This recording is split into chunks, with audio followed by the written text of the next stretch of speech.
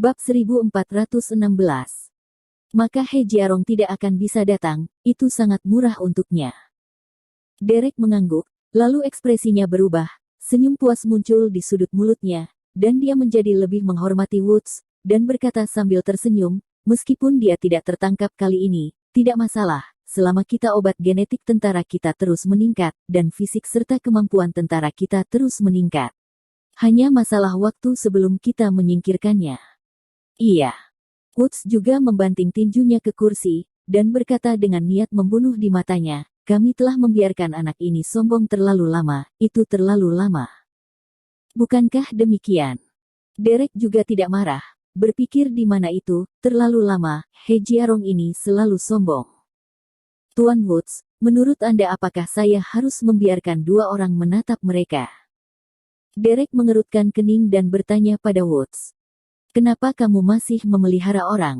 Seorang pengusaha kaya dengan anak perempuan dan mayat, apa yang harus dilihat? Woods mendengus dan mencibir, apakah Anda masih ingin mengirim seseorang untuk melihat bagaimana bayi perempuan Abel yang meninggal dan bernapas menjadi hidup? Haha, kamu benar, benar-benar tidak perlu, tidak perlu. Derek geli dan tertawa. Lalu dia memanggil sekelompok anak buahnya yang sedang menyergap di luar villa Abler dan menyuruh mereka segera mengungsi. Setelah Derek dan Woods dievakuasi, Abler tidak terburu-buru untuk bahagia, dia juga tidak terburu-buru ke kamar putrinya. Sebaliknya, dia dengan cepat berlari ke ruang pemantauan, menatap monitor, melihat Derek dan Woods pergi, dan mengkonfirmasi villa tersebut. Orang-orang di pinggiran juga dievakuasi, setelah bahaya benar-benar hilang. Dia menghela nafas lega dan kembali ke lantai pertama. Dia berlari ke pintu kamar putrinya, dan mengetuk pintu dengan gembira dan hati-hati. Berkata, Tuan He, mereka semua pergi, mereka bisa keluar. Lin Yu di dalam rumah tampak bahagia, batu yang dia pegang di dalam hatinya tiba-tiba jatuh ke tanah, dan berkata dengan cemas, cepat, Saudara Niu, buka pintunya. Senyuman langka juga terlihat di wajah Bairen Tugu Jingbubo, lalu ia bergegas membuka pintu. Pada saat ini, Ani, yang sedang duduk di samping tempat tidur, tiba-tiba berdiri, dan hatinya yang tertekan dan tumpul tiba-tiba terbuka, dan dia bahkan beruntung bahwa situasi terburuk tidak muncul sama sekali. Untungnya, ayahnya dan Lin Yu keduanya mundur. Ada senyuman cerah di wajahnya, tetapi dia tersenyum, tetapi dua garis air mata keluar dari matanya, semacam kesedihan dan kesedihan tanpa nama, melonjak lagi. Untuk ayahnya, dan untuk dirinya sendiri. Sekarang kita kembali ke tanah air kita, semuanya tidak lagi diperlukan.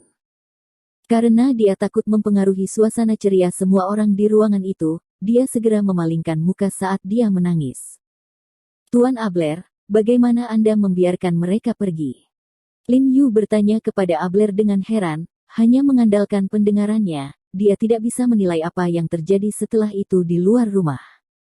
Orang yang bertanggung jawab atas departemen bisnis mereka menelepon. Dia adalah anggota kecil dari departemen urusan khusus, tidak berani mengindahkan. Abel tertawa dan berkata dengan wajah puas. Kali ini kami dapat mengubah risiko menjadi sangat mudah, berkat jaringan kontak Mer. Abler yang luas. Lin Yu berkata sambil tersenyum. Tidak, ini sebenarnya berkat kecerdasan Tuan He. Abler tersenyum dan berkata, jika kamu tidak membiarkan Tuan Kui Woodwolf berpura-pura menjadi pengawal untuk menyeret Derek dan yang lainnya, maka aku takut Derek dan yang lainnya akan menerobos masuk. Tuan Abler, Tuan He, hotel telah menelepon dan melaporkan bahwa tugas telah berhasil diselesaikan. Setelah jenazah diangkut, semua pekerjaan penyelesaian telah ditangani. Kepala pelayan tua itu masuk, membungkuk dan melapor dengan suara rendah.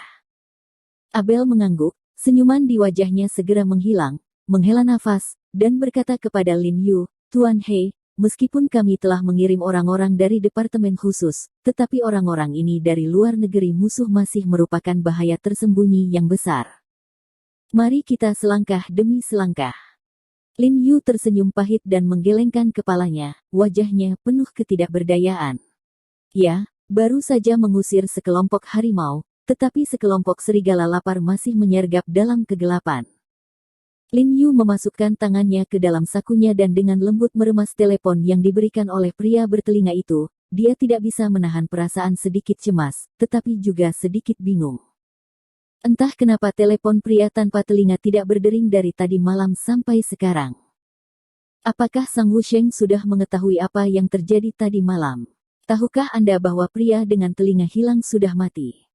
Lin Yu tahu betul di dalam hatinya bahwa ponsel ini adalah satu-satunya petunjuk jika dia ingin menemukan Siang Wusheng dan yang lainnya. Jika Siang Wusheng tidak berinisiatif menelepon, maka dia mungkin harus menelepon Siang Wusheng. Meskipun panggilan telepon tidak dapat menentukan apapun atau memperoleh banyak informasi, panggilan telepon dapat, sampai batas tertentu, menemukan realitas pihak lain. Tapi sekarang Lin Yu sedang tidak mood untuk memanggil Siang Wusheng. Yang dia inginkan sekarang adalah memanggil orang lain. Orang yang bukan kerabatnya, tapi lebih baik dari kerabatnya. Selanjutnya, Lin Yu memberi sarana akupuntur seperti biasa. Setelah mendapatkan nadi, dia meminta N untuk memberikan obat kepada sarana. Dia pergi ke halaman belakang untuk menelepon He, tetapi karena telepon tidak ada di teleponnya.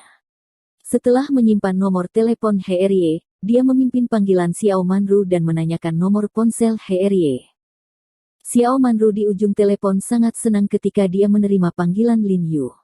Ketika Lin Yu hendak memanggil He Zizhen, dia sangat gembira.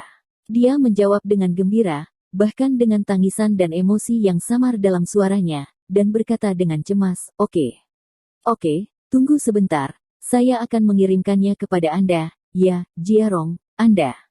Apakah Anda baik-baik saja akhir-akhir ini? Rao tidak lupa untuk memperhatikan Lin Yu saat ini. Karena mereka tidak lagi memiliki seorang putra, panggilan Lin Yu sangat berarti baginya. Aku baik-baik saja, Bibi Xiao, jaga kesehatanmu.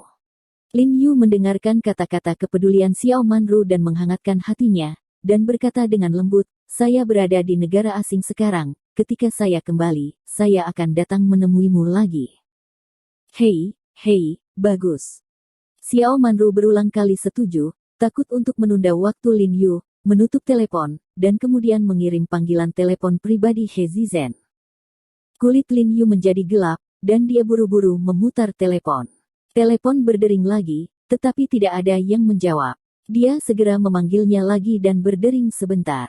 Saat ini, suara keras dan bernada tinggi datang dari sisi lain. Hei, kamu oke? Saya He Zizhen, siapa yang boleh saya tanya? Lin Yu memutar nomor telepon pribadi He Zizhen untuk sementara, jelas bukan orang luar yang mengetahui nomor ini, jadi He Zizhen mengambilnya sendiri.